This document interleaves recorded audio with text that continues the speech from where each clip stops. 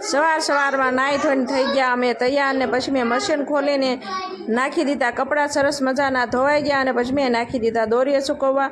અને ફટાફટ નીચે આવીને હું તો કટિંગ કરવા બેસી ગઈ. કટિંગ કરવાનું હતું, ફટાફટ મેં અસ્તરના કટિંગ કરી નાખ્યા. પછી સાડીના કટકા ઉપર મેં મેકીને જલ્દી પાથરીને મેં કટિંગ કરી દીધું. અને પછી બપોરનો સમય થાય પહેલાં મારે 10 બ્લાઉઝનું કટિંગ કરવાનું હતું.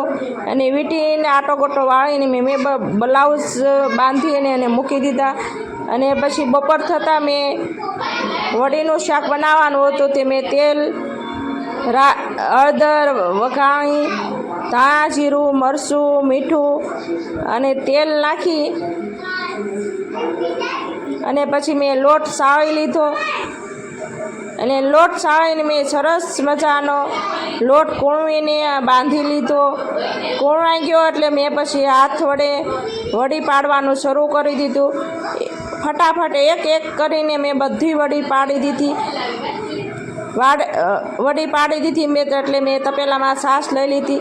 એમાં મરચું, હળદર, ધાણા, જીરું, મીઠું નાખીને પછી મેં હલાવીને મિશ્રણ કરી દીધું તૈયાર. પછી એક બાજુ તપેલીમાં મૂકી દીધું તેલ, એમાં નાખી રાઈ અને ધાણા જીરું નાખીને મેં છાશનો વઘાર કરી નાખ્યો ફટાફટ.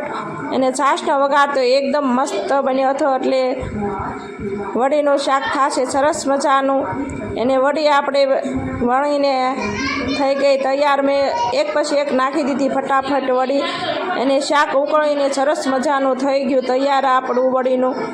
અને પછી મેં એક બાજુ રોટલા કરવા મૂકી દીધા. અને રોટલા થઈ ગયા તૈયાર ને અમે બેસી ગયા જમવા. વડીને ઠંડી છાશ અને આપણે કેરી વઘારવાની હતી તે કેરીનો મસાલો કરી દીધો થાળીમાં તૈયાર. એમાં તેલ નાખીને